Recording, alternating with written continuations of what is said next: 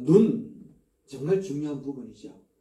장애가 참 여러 종류들이 있지만 혹시 눈을 감고 1시간을 견뎌보라 라고 얘기를 하면 답답해서 우리는 잘 살지 못할 것 같아요.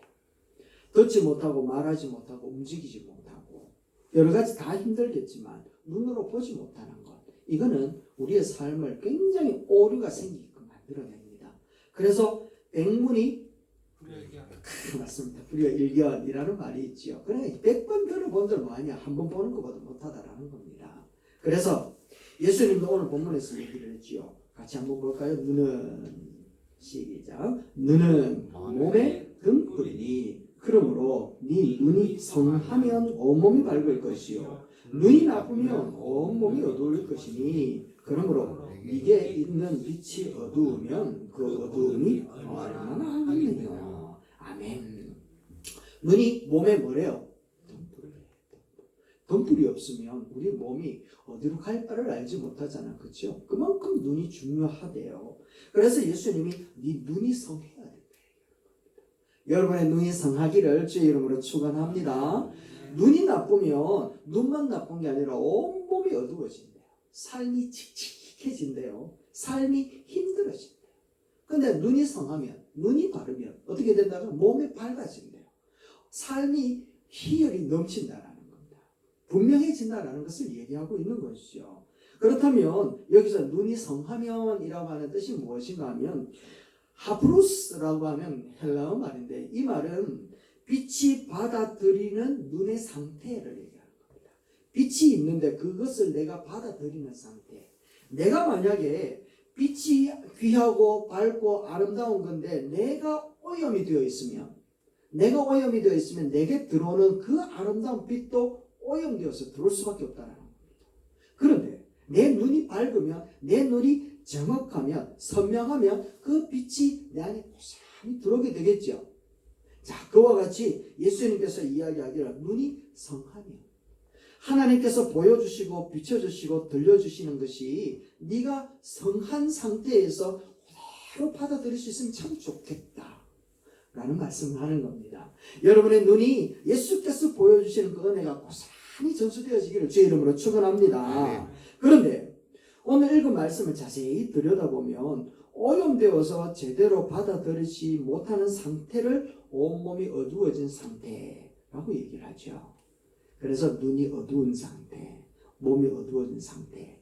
그렇다면 오늘 우리들은 예수님께서 보여주시는 오늘 현실 세계 속에, 아니 그 당시 2000년 속에 2000년 전에 예수님께서 들려주셨던 그 메시지에 그것을 묵상하면서 오늘 나는 성한 눈을 가지고 바라보고 있느냐, 아니면 내 눈이 어두워서 제대로 보고 있지 못하는 것은 아니냐라고 하는 것을 한번 점검해보자는 겁니다. 그래서 주의 말씀을 통해서 내 눈이 지금 어떤 상태인지 점검이 되어지면 그 다음에 어떻게 해야 됩니까? 치료해야지. 진단했으면 처방이 나와야 되지 않겠습니까? 각자가 주의 은혜의 말씀 앞에 처방전도 받들고 돌아갈 수 있는 여러분 되시길 바랍니다. 자, 첫 번째, 눈이 오염되어지고 눈이 성하지 못하면 우리의 시선이 어디에다 주목하게 되는가 하면 재물에 꽂혀지게 되어집니다. 재물의 시선이 빼앗긴다라는 겁니다. 6장 21절 말씀 보세요. 같이 읽어볼까요? 시작. 네 보물이 있는 그곳에는 네 마음도 있느니라. 우리 마음이 있는 곳에 보물이 있으면 얼마나 좋겠습니까? 그런데 보물이 있는 곳에 내 마음이 빼앗겨버린다. 참 재밌죠. 내 마음은 착한 일을 하고 선한 일을 하고 온전한 일을 하고 기쁨이 되는 일을 하고 싶어하는 그 마음에 주님의 보물, 우리에게 허락할 보물이 있기를 주의 이름으로 축원합니다. 그런데 성경은요 우리에게 이야기하기를 보물이 있는 곳에 네 마음이 그곳에 쏠려 있어 라고 얘기를 하는 것이죠. 우리의 눈, 우리의 시선, 이게 오염되어지면 우리들의 물질의 마음을 빼앗겨버린다라는 겁니다. 예수님께서 6장 19절 말씀에 이야기를 하고 있습니다. 이렇게 얘기를 하는 거예요. 한번 보세요. 너희를 위하여 보물을 땅에 쌓아두지 말고 거기는 좀과 동록이 해하며 도둑이 구멍을 뚫고 도둑질하느니라. 그 다음에 시작. 너희 보물을 하늘에 쌓아두라. 거기는 좀이나 동록이 해하지 못하며 도둑이 구멍을 뚫지도 못하고 도둑질도 못하느니라. 아멘. 지금 예수님께서는 물질을 모으는 것에 대해서 얘기를 하고 있지 않아요. 그죠? 예수님께서는 지금 그 쌓아두지 마라, 쌓아두라 라고 얘기를 하는데 결국 예수님 무슨 얘기를 하는가 하면 물질 쌓아두라고 얘기를 하거든요. 그런데 어디에다 쌓아두라고 얘기를 하고 있는 겁니까? 땅에는 쌓아두지 말고 하늘에 쌓아두라 라고 얘기를 하고 있다는 겁니다. 그런데 오염되어지면 우리들의 마음과 우리들의 생각과 우리들의 삶이 어디에다가 물질을 쌓게 되냐면 땅에다 쌓게 됩니다. 그렇다면 우리들이 하늘에 쌓아둔 보물, 하늘의 보물을 쌓는다라는 것이 어떤 것일까요? 여러분들은 하늘에다가 보물을 쌓아두고 있습니까? 이 하늘의 보물을 쌓아둔다라고 하는 것은 이 땅 위에서 행한 선한 일이 있느냐 없느냐를 묻고 있다라는 거예요. 의로운 일을 행했느냐, 남에게 친절을 베풀었느냐, 자기 소유를 다 타인을 위하여 기꺼이 사용을 했느냐라는 것을 묻고 있어요. 자, 이 말씀이 어디에 나오는가 하면 마태복음 10장 42절입니다. 우리 한번 읽어볼까요? 시작. 누구든지 제자의 이름으로 이 작은 자 중 하나에게 냉수 한 그릇이라도 주는 자는 내가 진실로 너에게 이르노니 그 사람이 결단코 상을 잃지 아니하리라 하시니라. 아멘. 할렐루야. 결단코 상을 잃지 않는다라고 하는 것은 하늘에 상을 쌓아두었다라는 말이라는 거예요. 누가 그러면 하늘에 그 보물을 쌓아둔 겁니까? 작은 자, 외면할 수밖에 없는 자, 갈로 밖에 있는 사람, 정말 힘든 사람, 다시 얘기하면 불쌍한 사람, 그 사람한테 냉수 한 그릇이라도 예수의 이름으로 그것을 베푼다면 그게 하늘에 쌓아두는 거래요. 그래서 예수님이 뭘 얘기하는 거예요? 땅에다 쌓아두지 말고 하늘에 물질을 쌓아두라는 것은 이 땅에 있는 것을 가지고 어떻게 하라고? 유통하라는 거예요. 가난한 자들에게 유통해라는 겁니다. 힘든 자들에게 도와주라는 겁니다. 이게 물질만 얘기하는 게 아니거든요. 우리들의 솜씨, 우리들의 달란트, 우리들의 능력, 우리들의 말, 우리들의 기도, 아멘 나올 때가 됐는데 언제 다 잃어버렸는지 몰라요. 자, 이와 같은 것들 가지고 가난한 사람들을 위하여 베풀으라는 겁니다. 정말 내 통장에는 이런 땡전 한 불 없고 이렇게 마이너스 대출밖에 받은 게 없지만 그래도 할 수 있는 게 뭐예요? 기도, 그죠? 헌신, 봉사, 충성, 이건 얼마든지 할 수 있는 것 아니겠습니까? 우리 모두 할 수 있게 되길 주의 이름으로 축원합니다. 나는 몰라요. 그런데 나는 모르는데 언제 베풀었는지 나는 생각도 되지 않아요. 그런데 예수님의 이름으로 작은 자, 그 불쌍한 사람에게 베풀어둔 거 누가 기억한다고요? 주님이 기억한대요. 주님이. 그래서 마태복음 25장에 가보면 마지막 날에 하나님께서 심판하실 때 양과 염소를 딱 구분하잖아요. 그래서 양을 딱 양 무리에 있는 사람들 불러와가, 야, 너희들이 진짜 내가 배고프고 가난하고 먹을 것이 없고 목마르고 감옥에 있을 때 너희들이 나를 향하여 그거 다 도와줬대. 언제 그랬습니까? 언제? 자기는 모른다니까요. 자기는 생각지도 않았다니까요. 그런데 누구는 기억한다고요? 주님이 기억한대요. 어떻게 해요? 작은 자에게 한 것이 내게 한 것이다 라고 얘기를 한단 말이죠. 하늘에 쌓아두는 것이라고 얘기를 하는 겁니다. 마더 테레사 수녀는 여러분 잘 아시지 않습니까? 이분이 이런 말을 했어요. 한번 읽어볼까요? 참 좋은 말이에요. 아멘은 할 필요 없습니다. 시작. 저는 결코 큰 일을 하지 않습니다. 다만 작은 일을 큰 사랑으로 할 뿐입니다. 작은 일도 괜찮다라는 겁니다. 그 속에 뭐만 있으면 돼? 큰 사랑이 있습니다. 내가 주님 앞에 받은 사랑이 얼마나 큰데, 내가 주님께서 허락하여 주신 그 은혜 앞에 내가 얼마나 겸손한 마음으로 받아들이고 있는데, 나 같은 죄인을 구원하여 주신 예수 그리스도 그 크신 능력과 희생이 얼마나 대단한데 그 사랑을 품고서 행하는 그 작은 일이라면 그 일은 큰 일인 줄로 믿습니다. 아멘. 성경 사도행전 9장에 가보면 가난한 사람들을 자기의 힘으로 손수 바느질을 해가지고 도와줄 사람이 있어요. 이 사람도 과부거든요. 자기도 과부가 자기도 힘든 상황임에도 불구하고 자기의 재능을 가지고 천조가리 모아가지고 속옷도 만들어주고 겉옷도 만들어줬대요. 그렇게 선한 일을 하고 구제를 하다가 막 너무 고생을 했는가 일찍 죽어버린 거예요.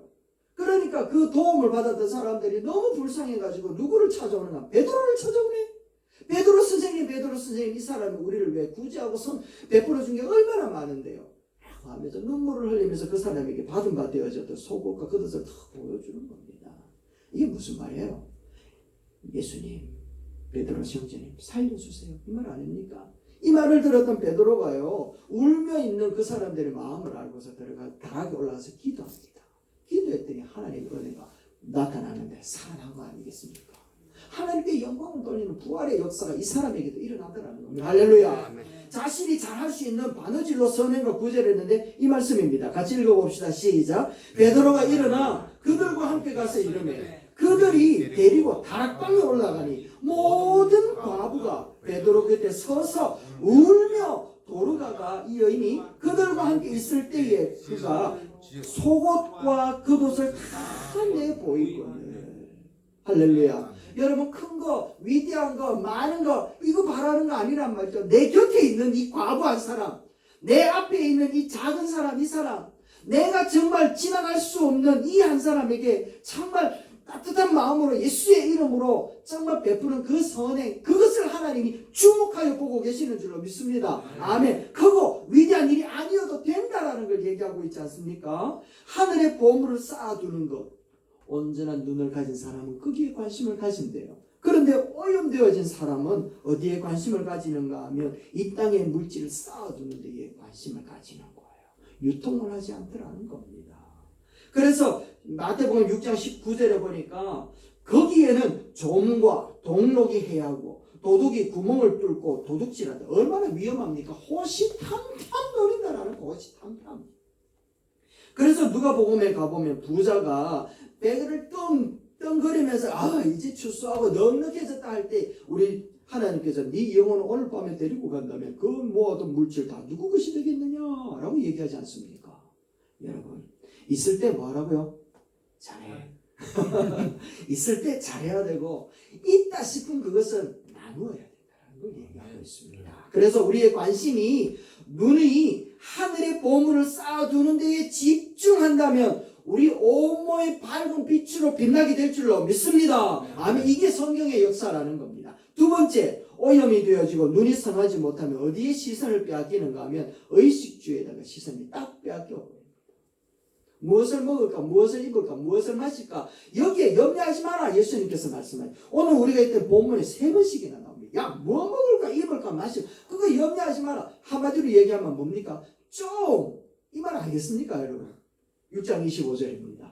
같이 봅시다. 시작. 내가 너에게 이르노니 목숨을 위하여 무엇을 먹을까, 무엇을 마실까, 몸을 위하여 무엇을 입을까, 염려하지 마라. 목숨이 음식보다 중하지 아니하며 몸이 의복보다 중하지 아니하냐. 아멘. 목숨을 위하여 무엇을 먹고 마시고 입을까 시작했다가 어디로 간다고요? 먹고 마시고 입은 일에 목숨을 바쳐버린단 말이에요. 이해가 됩니까? 한 끼 풍성하고 넉넉하게 걱정 없이 먹고 싶어서 먹고 마실까 입을 것을 걱정하다가 어느 순간에 보니까 더 잘 먹고 더 잘 입고 더 잘 마시기 위해서 목숨까지도 바치면서 일하는 게 우리 인생이라는 것을 이야기하고 있다는 겁니다. 그래서 의식주 여기에 대해서 우리가 집중하게 되는 순간 무엇까지 잃어버린다고요? 하나님의 은혜까지 잃어버리고요. 우리 생명까지도 놓쳐버린다는 거예요. 요한일서 2장 16절 말씀입니다. 시작. 세상에 있는 모든 것이 육신의 정욕과 안목의 정욕과 이생의 자랑이니 다 아버지께로부터 온 것이 아니요 세상으로부터 온 것이라. 아멘. 할렐루야. 이 정욕이라는 게 무섭다라는 겁니다. 여기에서 육신과 안목과 이생 이것으로만 있으면 좋을 텐데 이게 아니라 정욕으로 가버린다는 정욕. 야고보서 말씀에도 네가 기도를 해도 받지 못하는 이유가 어디 있는 줄 아느냐. 네 욕심을 따라 네 정욕을 따라 기도할 때 하나님 절대로 주지 않는다 얘기했잖아요. 이 정욕으로 빠져버린다라는 겁니다. 결혼도 출산도 자살률도 이혼율도 굉장히 높은 나라에 살고 있습니다. 우리는 결혼율이 높은 게 아니죠. 결혼 안 하는 율이 높죠. 그 이유가 뭡니까? 먹고 사는 문제가 불안하기 때문에 그래요. 먹고 사는 일이 그러면은 이게 해결이 되어지면 출산율도 결혼율도 자살률도 낮아지고 이혼율도 낮아질까요? 사실 미국 동부에 있었던 한 작은 주에 허드렛 일을 하고 있었던 메리 버터워스라고 하는 여인이 있었어요. 이 사람은요 자신과 남편이 비롯해가 가족들이 억수로 열심히 일을 하는데도 불구하고 가난을 벗어날 수가 없는 거예요. 너무나도 힘이 드는 겁니다. 그래서 배불리 먹을 음식값 버는 것이 그의 소원이었어요. 배불리 먹을 수 있는 음식값 버는 거. 그래서 세탁일을 하다가 기가 막힌 아이디어를 하나 발견하게 되어집니다. 풀을 먹인 천에 얼룩이 지는 것을 보고는 위조지폐 만들면 되겠다 라고 하는 생각을 하기 시작을 하는 겁니다. 그래서 손재주가 이 사람이 너무 좋으니까 아무도 눈치 못할 정도로 정교하게 위조지폐를 만들기 시작을 했어요. 그러고 난 다음에 이게 위조지폐가 성공을 하게 되어지니까 평생 소원이 되었던 배불리 먹을 수 있는 음식을 구했단 말이죠. 그러면 끝내야 되잖아. 그런데 욕심이 거기서 끝날까요? 속이는 게 넘어가니까요. 더 큰 욕심을 부리기 시작합니다. 위조 지폐를 찍어내는데 이게 커지는데 이제는 나중에는 일손이 모자라니까 온 가족들이 모여가지고는 다 위조 지폐를 만듭니다. 무려 10년 동안. 그러니까요, 이 도시의 가장 큰 저택을 몇 채나 가지고 명품도 얼마나 가지고 채워지고 탐욕이 어마어마했는데 이 탐욕은 이 메리의 마음을 채울 수 없었던 거예요. 그러다가 미국의 한 주에 경제에 엄청난 악영향을 미치는 그 사건이 벌어지면서 수사가 시작되어졌는데 결국에는 덜미가 딱 잡히면서 만천하에 이 사람들의 행보가 드러나기 시작을 하는 겁니다. 세상에서 가장 강력한 문장은 조금만 더. 이 정욕적인 것이 우리의 생명을 앗아가 버리는 거예요. 의식주 문제만 해결되어지면 행복해질 것 같았는데 그래서 의식주 문제의 시선을 빼앗겨가지고 거기에 최선을 다해서 살아가는데 결국 정신 차리고 보면 우리 생명이 거기에 묶여가지고 질질 끌려가고 있는 게 인생이라는 겁니다. 그래서 예수님께서 눈이 성한 사람은 먹고 마시고 입는 것에 집중하는 것이 아니라 목숨에 집중한다라고 얘기를 하고 있는 거예요. 25절 말씀입니다. 한번 보실까요? 26절 시작. 목숨이 음식보다 중하지 아니하며 몸이 의복보다 중하지 아니하냐.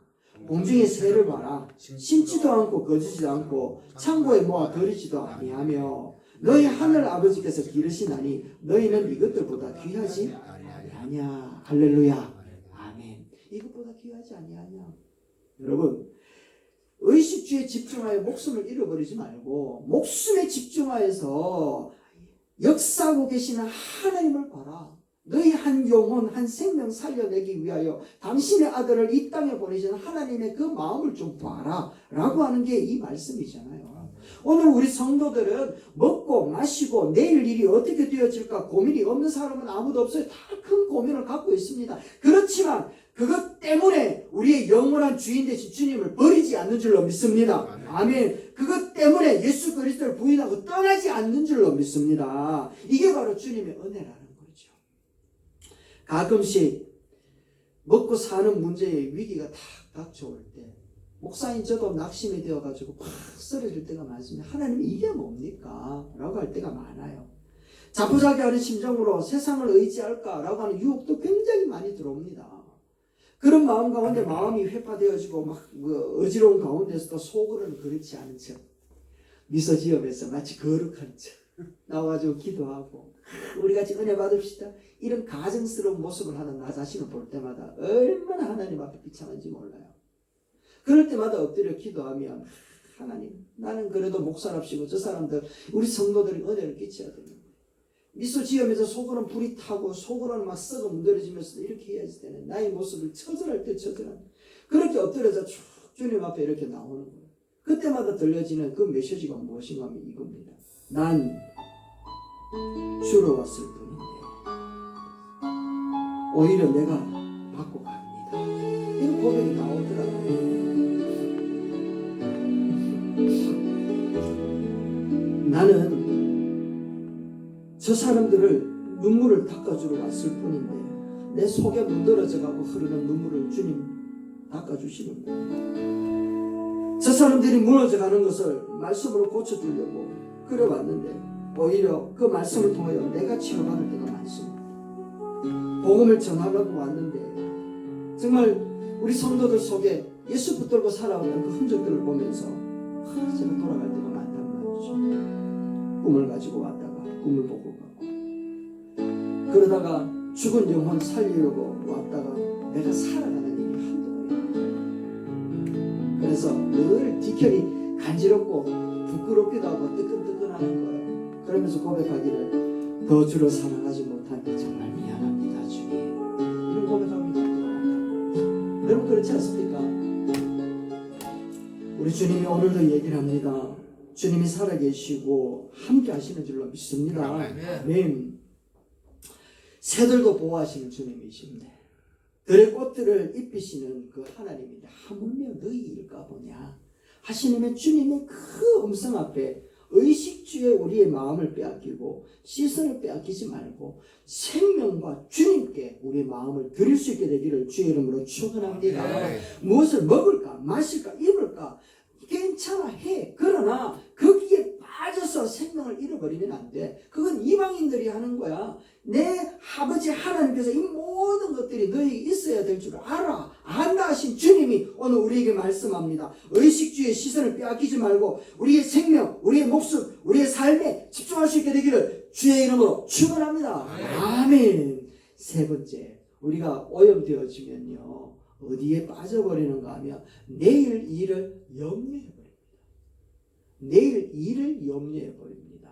34절 한번 읽어봅시다. 이렇게 기록되어져 있죠. 시작. 그러므로 내일 일을 위하여 염려하지 마라. 내일 일은 내일 염려할 것이요 한날의 괴로움은 그날의 족하니라. 할렐루야. 아멘. 염려하래요. 염려하지 말래요. 염려하라잖아. 내일 일은 내일 염려하라잖아요. 그런데 내일은 시간이 내 겁니까? 내 거 아닙니까? 하는 시간은 내 것이 아니란 말이에요. 내게 온 이 시간만 내 것인 줄로 믿습니다. 아멘. 그렇다면 오늘 지금 뭐 하지 말래요? 내일 거 끌어안고 염려하지 마라 얘기하는 겁니다. 내일 일은 내일 염려하면 돼. 오늘은요 뭘 하라는 거예요? 오늘 내려주신 은혜가 있다. 그 은혜를 부여잡고 살아라 하는 말씀인 줄로 믿습니다. 아멘. 내일은 내일에 해가 뜬대요 안 뜬대요? 뜬다. 이 말은요 내일은 내일 염려할 거리가 있지만 그러나 그 염려거리를 이길 수 있는 은혜를 내려줄게 약속인 줄로 믿습니다. 아멘. 아멘. 내일 염려까지 대출받아가 오늘 염려할 필요 없다라는 겁니다. 할렐루야. 아멘. 내일 염려를 내일 맡겨버리라. 광화문 일대에 30m 두께의 짙은 안개가 쫙 펼쳐진 거예요. 한 치 앞도 안 보이더랍니다. 그런데 과학자들이요 광화문 일대에 30m를 꽉 앞이 안 보여지는데 꽉 메우고 있는 그 안개들을 딱 모아가지고 컵에다가 딱 담아놨는데 얼마만큼 모였는지 압니까? 물 한 컵이 안 되더랍니다. 물 한 컵이 안 되더랍니다. 이걸 어떻게 했는가 하면 물 한 컵을 가지고 안개를 만들어 봤대요. 그러니까요 광화문 일대를 꽉 덮고도 남을 만큼 물이 남더래요. 다시 이야기를 하면 여러분 염려라고 하는 것은 한 잔의 물처럼 대수롭지 않게 보이는데 이거 방치하면 우리의 내면 세계를 온통 가릴 수 없는 안개로 만들어버린다. 그렇게 되면 아무것도 안 보이잖아요. 하나님도 안 보이고 그의 약속도 안 보이고 응답의 손길도 눈에 안 들어오는 거예요. 그거 방치해버리면. 그렇다면 많은 염려 우리를 괴롭히는데 이것을 어떻게 하면 됩니까? 답은 나와 있잖아요. 빌립보서 4장 6절 말씀에 시작. 아무것도 염려하지 말고 오직 모든 일에 기도와 간구로 너희 구할 것을 감사함으로 하나님께 할렐루야. 하나님께 아뢰라. 언제까지요? 염려가 사라질 때까지. 염려가 딱 생기면 기도하세요. 안 했어요. 감사함으로 안 했어요. 언제까지요? 없어질 때까지. 주께서 우리 마음과 생각을 지켜주실 줄 믿습니다. 그래서 눈이 성한 사람, 은혜로 받아들이는 사람은 무엇을 구하는가 하면 마태복음 6장 33절 그래서 이 말이 나오는 겁니다. 시작. 그러면서 너희는 먼저 그의 나라와 그의 의를 구하라. 그리하면 이 모든 것을 너희에게 더하시리라. 할렐루야. 염려가 나오면 기도하래요. 기도해서 맡기래요. 그리고는 무엇을 기도하라는 그의 나라와 그의 의를 하나님 앞에 말해 구해라. 응답을 좀 물어봐라. 좀 얘기하는 거 아니겠습니까? 여기서 이야기하는 그의 의가 무엇이기에 우리에게 먼저 구하라고 얘기하는 겁니까? 그의 의는 하나님의 뜻이거든요. 하나님의 뜻. 이방인들은 의식주 때문에 내일 일까지 대출받아가지고 그렇게 염려를 하는데 왜냐하면 그들의 중심에는 누가 써있기 때문에 자기 자신이 써있기 때문에 자기가 주인이기 때문에 염려가 끌어안고 사는 거예요. 그런데 눈이 성한 사람은 그 중심에 누가 주인이 됩니까? 하나님이 주인이 되는 거예요. 그러니까 주인 대신 하나님께 먼저 아뢰어 묻잖아요. 어제 이제 그 손님이 한 분 왔습니다. 손님이 왔는데 띵동 해가지고 문을 쫙 열었어요. 저희 집의 주인은 누굽니까? 배목사잖아요, 배목사. 그리고 우리 가정에 우리 식구들이 주인이잖아요. 맞지 않습니까? 네. 우리 집에 문집사님이 주인 아니잖아, 그죠? 그래, 주인이 버젓이 있단 말이죠. 그래서 문을 딱 열고 와서 그 사람이 하는 말이 들어가도 되겠습니까? 라고 얘기합니다. 들어가도 되겠습니까? 그래서 들어오라 얘기를 했죠. 그리고 의자에 앉혀가지고 이런 얘기 하다가 냉장고 문을 갑자기 팍 여는 겁니다. 얼마나 화가 나는지. 주인이 나온대. 지 맘대로 하는 겁니다. 그리고는요, 그러고는 또 앉아가지고 또 화장실 쓸 때는 또 물어보래. 목사님, 화장실 좀 써도 돼. 쓰라고. 그또 이야기를 하다가 제 컴퓨터에 내가 딱 앉아 자기 컴퓨터 막 합니다. 묻지도 않고. 얼마나 화가 나는지. 여러분의 인생에, 여러분의 가정의 주인이 누굽니까? 사실 우리는 하나님 앞에 기도할 때에 나의 삶의 주인이 되어 주옵소서 기도 안 합니까? 내 가정의 주인이 되어주시고 주인 대신 예수 그리스도의 말씀에 순종하며 나아가겠습니다. 우리는 기도하고 하나님이 우리 삶의 주인임을 날마다 고백하잖아요. 주님이 주인 되심을 우리는 날마다 고백하면서 살아가는데도 불구하고 우리는 주인 되어신 우리 가정의 주인 되신 주님 앞에 내가 문을 열면서 현관문을 열고 들어가면서 주인 되신 주님 앞에 묻고서 들어가는 사람이 아무도 없더라는 겁니다. 손님은요, 우리 집에 주인이 내가 버젓이 있을 때 들어올 때마다 무엇을 쓸 때마다 무엇을 할 때마다 다 물어보더라고요. 이거 해도 되겠습니까? 좀 써도 되겠습니까? 이거 사용하려고 하는데 괜찮겠습니까? 다 물어보더라는 겁니다. 왜? 주인이 따로 있기 때문에 자기는 주인이 아니니까요. 그런데 우리의 삶 속에 예수님이 우리 주인이 되어달라고 우리는 날마다 고백하면서 우리 삶에 문제가 터지고 어떤 일을 우리가 직면하게 되어지면 주인 되는 예수님 앞에 묻고 가는 사람이 아무도 없더라는 겁니다. 내 마음대로 침투에 들어가 버려요. 내 마음대로 냉장고 문을 열어버려요. 내 마음대로 컴퓨터를 써버려요. 주인의 허락 없이 문을 침입에 들어가게 되어지면 그 사람은 법적으로 잡히는 거예요. 신고해버리면 어떻게 된다고요? 가택 침입죄에 잡힌단 말이죠. 우리 주님이 우리에게 위임해 주셨기 때문에 우리는 주인 되어진 마음으로 그렇게 쓰는 것은 당연하지만 그래도 한 달에 한 번쯤은 결제는 받아야 될 거 아이가. 그렇지 않습니까, 여러분? 주인한테 결제는 받아야지. 결제 안 받고 가니까 주인 대신 예수님이 주인으로 초청을 받아가지고 집에 들어갔는데 주인한테는 하나도 안 물어보고 저들끼리 마음대로 하니까 주인이 기분이 상해가지고 곶감문을 열어주겠냔 말이죠. 그러니까 예수님을 주인으로, 내 삶의 주인으로 모셨다면 예수님을 손님 취급하지 말고, 내가 주인이 되어서 손님 취급하지 말고 우리 삶에 예수님을 주인으로 모셔드려야 되는 거예요. 이 말이거든요. 먼저 그의 나라와 그의 의를 구하라. 이 말이 하나님이 너가 주인 아이가? 하나님이 너 주인이라고 모셨다면서 그런데 왜 먼저 네 뜻대로 해보고 그 다음에 하나님의 뜻을 묻고 있노? 이 말이거든요. 그거 하지 말고 주인 되어신 하나님 앞에 먼저 그의 뜻이 무엇인지 한번 물어봐라. 염려거리가 생기고 걱정거리가 생기고 어려운 일이 생기고 답답한 일이 생기고 우리 주님 다 안다. 그러니까 먼저 물어봐라. 먼저 물어보면 우리 삶의 주인 되신 주님이 답을 주실까요? 안 주실까요? 주시는 거예요. 할렐루야. 저 하늘을 날아가는 새 한 봐라. 들에 피어있는 꽃을 한번 봐라. 그들도 지키고 그들도 보호하시는 하나님이신데 너희들 안 지키시겠나? 말씀 한마디로 천지를 만드신 하나님인데 말씀 한마디로 너 병 못 고치겠고 너 경제적인 상황 못 회복시키겠나? 먼저 물어봐라. 먼저 그의 나라와 그의 의를 구하면 이 모든 것을 너에게 더하신다. 맞습니까? 할렐루야. 이 말씀이 뭐예요? 주인이 갖고 있는 곶감문을 열겠다 이런 뜻 아니겠습니까? 그런데 주인은 뒷방 노인 취급해버리고 내가 주인이 돼버리니까 우리가 갖고 있는 곶감문 앞만 열어도 하늘에 보물 쌓아둔 것도 하나도 없는데, 그래서 주님이 우리에게 이야기하는 거예요. 눈이 성해야 된다. 눈이 성하면 뭘 보는 거예요? 진짜 주인이 누군지 볼 줄 안다라는 거예요. 그런데 눈이 온전하지 못하면 뭐가 주인이 돼버린다고요? 내가 주인이 돼버린다. 그래서 내가 주인이 되어져 있는 이 모습 속에 늘 찾아오는 게 뭐예요? 염려밖에 찾아오지 않다는 겁니다. 그래서 먼저라고 하는 것은 뭐예요? 너 주인이 누구냐? 라고 하는 것을 묻고 있는 말씀입니다. 그분의 의중을 먼저 물어볼 수 있게 되기를 주 여러분 축원합니다. 아멘. 우리 인생 주인이 예수님이잖아요. 예수님. 아멘. 주인 되신 예수님께 구하라. 그래야 주인 되신 주님이 여호와께서 당신의 곳간문을 여셔서 너가 필요한 거 다 아는데 다 채워준다. 그리 아니하실지라도 우리 삶의 주인 되신 예수 그리스도께서 영광 중에 인자하여 주실 줄로 믿습니다. 이런 모습이 온몸이 밝아진 거 아닐까요, 여러분? 아멘. 이런 삶을 살아가는 성도가 경제적으로 여러 가지 좀 어려울지라도 내 마음속에 일어나는 이 감격과 그 기쁨은 이 환경이 지배하거나 이기지 못할 줄로 믿습니다. 아멘. 말씀을 해줄게요, 여러분. 우리들의 눈이 주님은요 성하여지기를 원합니다. 온전하게 똑바로 좀 보기를 원한단 말이죠.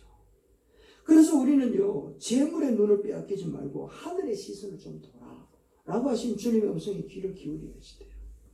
뿐만 아니라 의식주의 시선을 빼앗겨 목숨을 잃어버리지 말고 목숨과 생명의 시선을 두고 있는 하나님, 그 하나님처럼 오늘 우리도 생명과 목숨의 우리들의 시선을 빼앗기지 말자. 그곳에 집중하자.